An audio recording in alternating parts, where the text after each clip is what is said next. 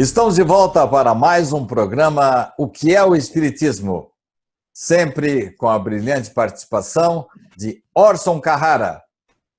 Imensa honra estar com vocês novamente nessa transmissão, nesse programa O que é o Espiritismo? Orson, você está notando que acabou a moleza, né?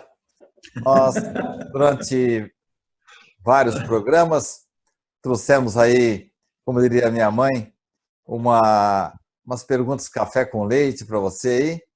E agora estamos exigindo de você um pouco mais de reflexão, de raciocínio, de aprofundamento em algumas questões. E eu quero começar o programa de hoje, Orson, perguntando assim: depois que a gente morre, Orson, tudo acaba? Nada acaba. Só acaba o corpo. O corpo se decompõe no túmulo, mas a alma, a essência da vida continua, mantendo toda a sua bagagem cultural, toda a sua bagagem moral, emocional, psicológica, habilidades, gostos, tendências. Permanecemos nós mesmos com a mesma necessidade de continuar progredindo e aprendendo. Mas, Orson, essa sua resposta seria a mesma que o meu amigo da igreja aqui perto de casa, ou o meu amigo Tércio, um pastor evangélico lá de Sumaré. Os dois dariam a mesma resposta para mim. Eu quero saber sobre o ponto de vista espírita, Orson. Como é que você sabe que a vida não termina no túmulo, Orson? Por dois meios, Sidney. Nós constatamos essa veracidade, nós concluímos pela imortalidade da alma, que é um dos princípios básicos do Espiritismo, é um dos pilares que sustentam a sua fundamentação científica, o seu desdobramento filosófico de consequências morais. Primeiro é o raciocínio. Basta raciocinar, pensar. Não tem lógica alguma viver para acabar.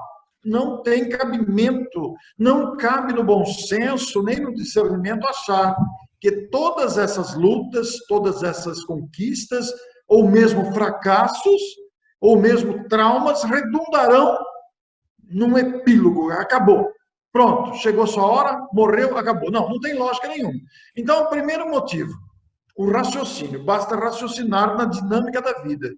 E isso não se envolve, não se diz diretamente apenas a nós, como pessoa individual. Mas, se você pensar na coletividade, se cada vida que iniciasse viesse do zero, nós não teríamos um progresso. Então, as almas que se foram através da chamada morte, ou desencarnação no linguajar espírita, vão para algum lugar. Nós vamos falar sobre isso depois. Mas há um segundo motivo, que nos faz a convicção da continuidade da vida. É o depoimento dos próprios protagonistas que voltam para relatar a sua experiência. Muitas vezes fomos chamados de loucos por aceitar esse tipo de informação, mas os mortos não voltam. Como é que eu vou acreditar? Como é que eu vou saber se é ou não é mesmo? Bom, não é uma aceitação cega, não é uma aceitação apenas porque os espíritos ensinaram, mas também é embasada na lógica e nos depoimentos colhidos e vindos através de manifestações variadas por diferentes médiuns, constatando essa realidade que não é invenção do Espiritismo. Em todos os tempos ocorreram fenômenos que demonstram a imortalidade da alma e a manifestação dos espíritos, provando que continuam vivos. Você está contradizendo a minha mãe, Orson, porque ela dizia que quem morre não volta para contar a história. Mas volta sim. E mesmo assim, Orson, eu fico pensando, se o corpo acaba, que serei eu depois da morte? Você está dizendo que eu continuo vivo e ainda volto para trazer as minhas experiências? Explique melhor isso, Orson. O corpo é uma ferramenta, Sidney. O corpo é um instrumento. É como se fosse uma ferramenta mesmo. Ele tem um tempo de durabilidade.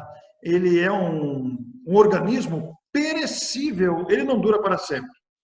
Mas ele só tem movimento, ele só tem esse dinamismo, ele tem essa movimentação, ele é capaz de raciocinar, de pensar, de olhar, de ver, de falar, de ouvir, e todas as outras manifestações biológicas que nós temos por causa da presença da alma, do espírito, que já existia antes e reencarnou, quer dizer, ocupou um novo corpo que renasce e o espírito usa esse corpo durante um certo tempo. Esgotado o tempo do corpo por motivos variados, o espírito retorna à vida espiritual, mas retorna através do perispírito, que é o corpo espiritual. E é exatamente o perispírito que molda este organismo biológico. Eu estava temendo que você entrasse nessa área aí, porque para mim é corpo e no máximo uma fumacinha depois da morte. Quer dizer que temos um outro corpo depois da morte? Não, na verdade, a alma imortal ou espírito é constituída basicamente de 3 elementos. A alma, que é o ser principal, é o ser pensante, é o ser que raciocina, é o ser que sente, que tem vontade, que tem entusiasmo, que tem alegria, que tem tristeza, porque esses atributos não são do corpo, é da alma. E a alma utiliza-se de um corpo biológico durante essa estada temporária. Mas para atuar no corpo biológico, que é um amontoado de carne com sistemas e órgãos, etc., a alma tem o perispírito, que é o corpo espiritual. E se esse corpo espiritual é que faz o elo entre a alma e o corpo. E o corpo espiritual é a aparência do espírito, digamos que é a embalagem do espírito. Então, quando está no mundo espiritual, vivendo a vida espiritual, o espírito se utiliza do perispírito para as manifestações, para as aparências, para tornar-se visível, porque a alma propriamente dita não tem forma, ela não tem aparência, ela é a fonte de vida, ela é a vida, mas ela tem a aparência do perispírito, que é um organismo moldável, elástico, sutil, que é o molde para a formação do corpo em gestação. Então, o perispírito é que tem a forma humana, porque se não houvesse a presença do perispírito, a multiplicação das células seria desordenada e formaria um amontoado de carne sem formas.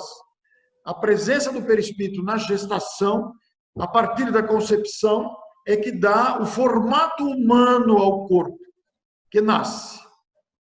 Poderíamos afirmar que o perispírito, esse corpo intermediário que você inventou aí, seria a forma da forma? Sim, seria a forma da forma, uma boa expressão. A forma da forma. E quando o corpo morre, o espírito utiliza-se do mesmo perispírito que é propriedade dele, que ele formou em cada mundo em que se reencarna, no mundo que ele está vinculado, para retornar à vida imortal, com a mesma aparência do corpo. O perispírito foi criado pelos espíritas? Não, o perispírito não foi criado pelos espíritas. O perispírito é uma realidade constante das possibilidades da alma. É uma característica resultante da própria alma, do espírito que possui um corpo espiritual para se apresentar na vida espiritual. Outras civilizações já falaram do perispírito, então? Inclusive já Paulo, falaram do perispírito apóstolo? antes do espiritismo, com outros nomes, com outras nomenclaturas, com outras denominações. E é muito interessante porque morto o corpo, e se um espírito se fizer visível aqui entre nós neste momento, não estava previsto no programa, digamos que o espírito se materializa atrás de mim ou atrás de você, e os nossos telespectadores não precisam sair correndo, porque não foi uma montagem. Digamos que isso aconteça agora, nós não veremos um espírito, nós veremos o perispírito, porque o espírito propriamente dito, nós não tem uma forma definida, a forma é do perispírito. Então, os espíritos que estão no mundo espiritual estão se valendo do corpo espiritual, que será o molde na próxima encarnação. Mas esse corpo intermediário, que pelo nome Esse termo foi criado por Kardec, né? Perispírito, né? Baseando-se no perisperma da fruta, não é isso? Isso. Muito bem. Pelo jeito, ele tem mil utilidades, né? Só pelo que você foi falando aí. Ele é a forma da forma, ele é o repositório das nossas memórias, ele também é o local onde se armazena os pontinhos pretos das nossas más ações e os pontinhos, vamos dizer, brilhantes das nossas boas ações. E ele também acaba, vamos dizer, revestindo ou criando como será o nosso corpo. Mas me diga uma coisa, pelo que você está dizendo, embora fora desta dimensão, o perispírito também é matéria. Se é matéria, também é perecível? O perispírito morre? O perispírito também é uma espécie de matéria, sutil, invisível aos nossos olhos, mas ele não deixa de ser uma espécie de matéria. Mas quanto mais evolui o espírito, mais o perispírito se torna sutil, mais invisível ele se torna, mais leve, mais sutil. Porque dentre as características que você citou aí, faltou uma muito importante. O perispírito é de uma substância moldável, é de uma substância elástica. Então, por exemplo, quando estamos felizes, quando estamos agradecidos, quando estamos repletos de fraternidade, o nosso perispírito ele é brilhante, ele adquire colorações, ele se expande. E quando estamos enraivecidos, quando estamos com sentimentos de vingança, o perispírito se torna opaco, comprimido, feio. Então, ele tem essa característica. É por isso que, quando se chega lá, não se tem onde se esconder. Está na nossa testa o que fizemos, o que fomos? Pois é até engraçado falar isso, você usar a expressão não tem onde se esconder, né? Porque lá a gente se mostra como é. Porque aqui, Sidney, usando uma expressão muito vulgar e até popular, nós fazemos cara de pau, né? Nós disfarçamos, nós conseguimos dissimular. Mas o perispírito, com ele, não dá para dissimular. Nós nos entregamos, nós aparecemos e surgimos radiantes, luminosos ou opacos, comprimidos, feios, demonstrando o sentimento que nos vai na alma. É por causa disso que no mundo espiritual há várias regiões de habitação, onde se reúnem espíritos com perispíritos semelhantes, opacos, feios, horríveis, e onde se reúnem também espíritos com perispíritos harmonizados, brilhantes, cheios de bondade que se expandem, né? Mas eu estou deduzindo de tudo que você está falando que deve ter algum lugar para a gente ficar por lá, né? Mas você não me respondeu a pergunta anterior. O perispírito morre? O perispírito evolui e se torna cada vez mais sutil. Ele vai evoluindo com o espírito, vai evoluindo, vai se tornando mais invisível, mais sutil, mais leve, mas ele não morre, ele é substituído quando o espírito muda de mundo, que vai construir o seu perispírito com os fluidos daquele mundo onde vai reencarnar. Mas André Luiz, no livro Libertação, e agora a gente está partindo para uma outra questão, mas sempre a respeito da imortalidade da alma, ele fala uma espécie de redução, de diminuição, de miniaturização, assim, em que o perispírito vai perdendo a sua forma e torna-se uma espécie de ovoide, até manipulável por espíritos inferiores, mas de alto grau de inteligência. Então, ele perde também aquela forma anterior da sua última vida, porque eu estou deduzindo que lá a gente se reconheça, né? A gente assume a personalidade, pelo menos facial, da vida mais recente, ou outra, talvez. Como é que é isso, Orson?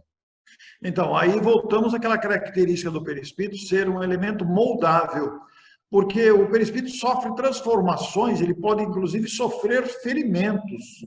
Ele sofre modificações resultantes da nossa conduta, que afeta e lesa a sua própria estrutura. Essa lesão pode surgir por nossa responsabilidade, por nossa irresponsabilidade ou por atuação de entidades inteligentes, como você se referiu, vingativas, que são capazes de também transformar o perispírito. Ou o perispírito, em virtude de excessivo sentimento de culpa, grande sentimento de consciência de culpa, ou oriundo de vários crimes bárbaros praticados, ele pode deformar tanto a sua forma que perder a forma humana, seja por si mesmo ou por atuação de perseguidores invisíveis, e transformar-se nessa questão que você citou, muito bem lembrado, de André Luiz. Mas a estrutura, a capacidade de recompor-se está latente ali. Embora ele perca a forma humana, se transforma num ovoide, mas a alma está usando daquele corpo, ainda que deformado. Orson, para terminar essa parte, embora o assunto seja, vamos dizer assim, inesgotável, então quer dizer que se eu me comportar bonitinho aqui, eu vou lá para o céu, tocando harpa, eu vou ficar olhando para Deus, e se eu não me comportar, eu vou ficar naquelas regiões umbralinas descritas por André Luiz? É isso? Essa é uma pergunta muito recorrente, essa pergunta, porque poderíamos perguntar, para onde vamos após a morte? Já que estamos falando de imortalidade e adentramos o assunto do perispírito, para onde vamos após a morte? Vamos para o local com o qual nos sintonizamos, porque não existe céu e inferno. O céu e o inferno são estados de consciência. O sujeito que está arrependido, com remorso, vingativo, cheio de raiva, ele cria o seu inferno interior e vai se situar numa região onde estão outras criaturas que também têm raiva, arrependimento, remorso, vingança. Então, cria-se uma comunidade de criaturas arrependidas, cheias de remorso, cheias de raiva, cheias de vingança, que é um local nada agradável, naturalmente, comparado e chamado muitas vezes de umbral ou de inferno, dê o nome que quiser.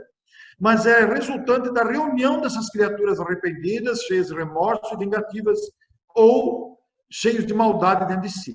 Aqueles que têm a consciência tranquila, aqueles que se esforçam por fazer o bem, como você disse, andou tudo direitinho aqui e fez o máximo que esteve ao seu alcance, deu o máximo de si, vai despertar com suavidade e construiu para si mesmo um local agradável, será recebido agradavelmente, estará num lugar tranquilo, onde vai poder reorganizar os seus pensamentos, as suas ações, replanejar, reavaliar o que fez, o que precisa ser feito e retornar para a reencarnação. Então, esses locais, céu e inferno, são conscienciais. Orson, você até agora não falou nada além do que o padre aqui da igreja aqui atrás me fala. Você falou de Deus, de que o Espírito continua, e daqui a pouco, agora eu vou perguntar para você, você já começou a falar na questão dos efeitos das causas que provocamos. O simples mal-estar em que se encontra o espírito já é um reflexo do que, como ele viveu. Estamos entrando assim de leve na lei de causa e efeito, que também existe junto dos nossos irmãos católicos, os islâmicos, os irmãos budistas, os irmãos evangélicos.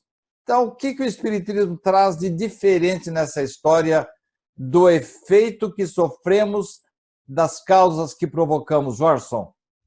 O Espiritismo traz uma postura diferente, afirmando que não é castigo. A lei de causa e efeito é uma lei de consequências, fazendo-nos responsáveis por todas as nossas ações. Nós sempre teremos responsabilidade pelo que fazemos, ainda que o nosso nível de conhecimento seja pequeno. Quanto mais consciente o espírito, mais a responsabilidade, é claro. Mas sempre assumiremos responsabilidade pela nossa vulgaridade, pela nossa negligência, pela nossa omissão, pela nossa má intenção, pelas nossas ações que lesaram a nós mesmos e ao próximo, ou à coletividade no seu todo. Isso vai gerar consequências que nos levarão a remorsos, arrependimentos, aflições e, principalmente, a necessidade de reparação. Por isso, a pluralidade das existências, a reencarnação. O espírito imortal está lá no plano espiritual reavaliando sua própria capacidade, reavaliando suas posturas e sente dentro de si necessidade de corrigir isso, porque ele está arrependido, ele está com remorso, mas não adianta estar arrependido, com remorso, sofrendo por causa disso. Ele tem que reparar o mal que causou ao próximo. Aí entra a lei de causa e efeito. Nunca castigo, mas sempre como consequência. Poderíamos afirmar, assim, para efeitos didáticos, que a lei de causa e efeito é irmã gêmea da lei da reencarnação? Sim, porque é através da reencarnação, da pluralidade das existências, que se cumprem a lei de causa e efeito. Porque colheremos nas reencarnações futuras, ou na reencarnação futura, a depender do grau de responsabilidade ou gravidade, os efeitos causados agora. Da mesma forma como estamos colhendo agora os efeitos de causa anterior. Mas há um detalhe importante nisso, Sidney. Nós não podemos generalizar e dizer que tudo que estamos passando é fruto de equívocos do passado. Não. Está certo que tem coisas do passado, mas muita coisa é resultante da teimosia de agora. Quer dizer que tem coisa que eu estou sofrendo agora, que eu não posso falar que veio de uma encarnação de 100, 200, 300 anos?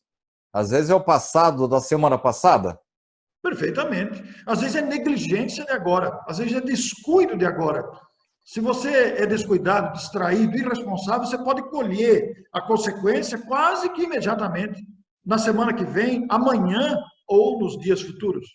Quer dizer que funciona nessa base mesmo de semeadura e colheita? Sim, é semeadura e colheita.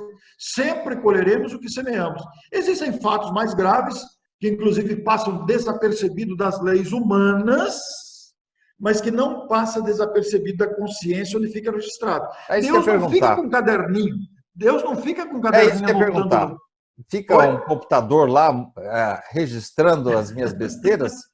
Não. Não existe um caderninho de anotações. Deus não fica perseguindo a gente para ver o que a gente fez de certo ou de errado. Existe a nossa consciência que registra isso. E a consciência, conforme avança, vai indicando os equívocos. E aí nós vamos avançando. Constatando os equívocos, nós sentimos a necessidade de reparar. Aí voltamos para reparar. André Luiz diz que quando a gente desencarna, a gente entra a ver como uma espécie de espelho, que nesse espelho é que a gente vai rememorando o que fez. Quer dizer que não temos um tribunal lá para nos julgar? O tribunal é a nossa consciência, Orson? O tribunal é a nossa consciência. Sim, mas há um detalhe nessa história toda, inclusive relatada por André Luiz, e ele mesmo sofreu isso. O que ocorre é que nós temos adversários espirituais. Esses adversários existem por força da nossa conduta. Pessoas que se apegam a nós por variadas razões, muitas vezes por termos lesado essas pessoas, ou às vezes porque são pessoas que têm por hábito perseguir a vida alheia por prazer ou por desocupação mesmo. E pode acontecer que sejamos acompanhados por adversários espirituais, que conhecem a nossa conduta, o nosso proceder. E pode acontecer de que, quando desencarnarmos, sermos julgados por essas acusações. Sejamos acusados por pessoas que nos conhecem de perto e que não gostam da gente. Mas o principal tribunal está na consciência. Nós vamos falar sobre isso com mais um programa ou dois. Mas eu queria voltar, que eu acho que você passou dos limites hoje nessa história aí de vivermos muitas vezes. Quem estiver nos assistindo aí, mas espera aí, na própria Bíblia, em determinados momentos lá, diz que nós vivemos só uma vez, Jorge. Que história é essa de várias vidas? Pois é, nós vivemos uma vez só a vida que é a própria vida, que é uma vida única mesmo.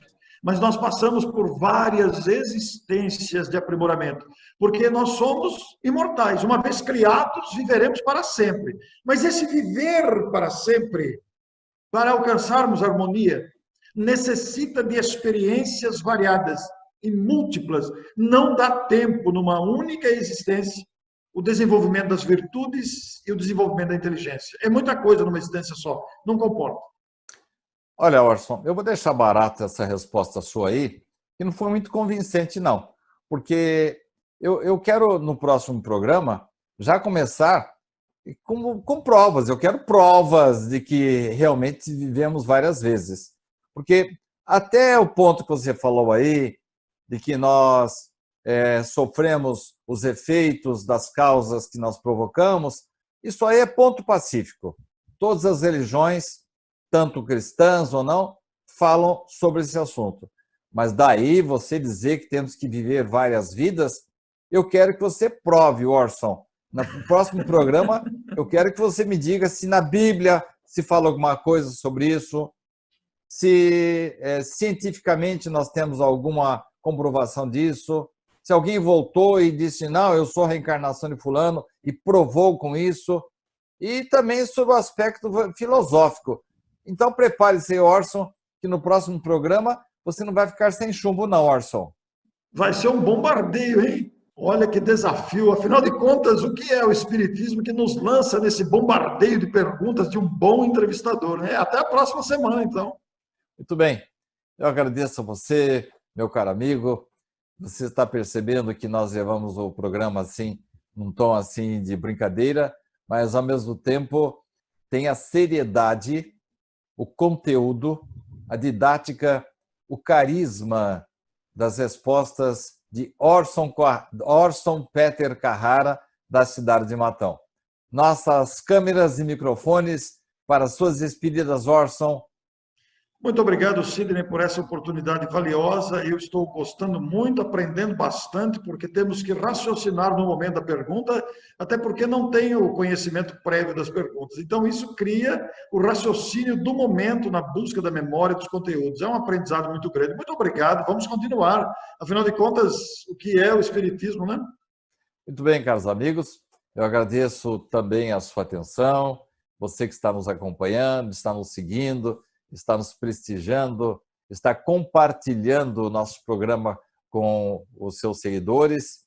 Nós, nesta última série aqui, que estamos completando, Orson falou sobre Deus, falou sobre a imortalidade da alma, deu uma penadinha assim sobre a lei de causa e efeito, e no próximo programa eu quero saber, para que ele responda à questão principal do programa, provas de que nós vivemos várias vezes. Muito obrigado. Próxima semana estaremos de volta, já começando com o tema reencarnação. Até lá!